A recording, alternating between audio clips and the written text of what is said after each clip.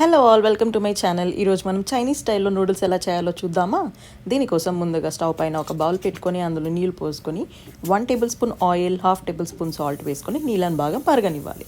ఇప్పుడు నీళ్ళు మరిగేంతలోపు మనం కావాల్సిన వెజిటేబుల్స్ అన్నిటిని కూడా కట్ చేసేసుకోవాలి స్లైసెస్ లాగా. నేను ఇక్కడ ఆనియన్స్, క్యారెట్, పచ్చిమిర్చి, క్యాప్సికమ్ స్లైసెస్ లాగా పొడుగ్గా కట్ చేసుకొని పక్కన పెట్టుకుంటున్నాను. క్యాబేజ్ లేదు నా దగ్గర, మీ దగ్గర ఉంటే మీరు క్యాబేజ్ని కూడా కట్ చేసుకొని సన్నగా పొడుగ్గా కట్ చేసుకొని పక్కన పెట్టుకోవాలి. సో ఇంతలోపు నీళ్ళు మనకి మరిగిపోయాయండి. నీళ్ళు మరిగిపోయిన వెంటనే మనం 2 నుంచి 3 నిమిషాలు నూడిల్స్ని అందులోకి వేసి 2 నుంచి 3 నిమిషాల వరకు మరగనివ్వాలి. నూడిల్స్ ఎక్కువగా ఉడకకూడదు, హాఫే ఉడకాలి, ఎందుకంటే ఇరిగిపోతాయి మనం ఫ్రై చేస్తున్నప్పుడు.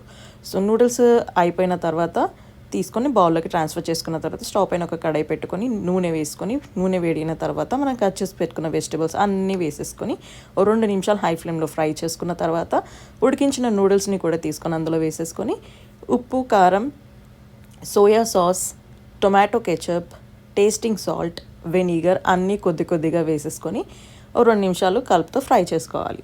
ఆ తర్వాత గరం మసాలా, చికెన్ మసాలా కూడా వేసేసుకొని బాగా కలిపేసుకుంటే మనకి నూడిల్స్ రెడీ అయిపోయిందండి. అంతేనండి. If you like my video please like and subscribe.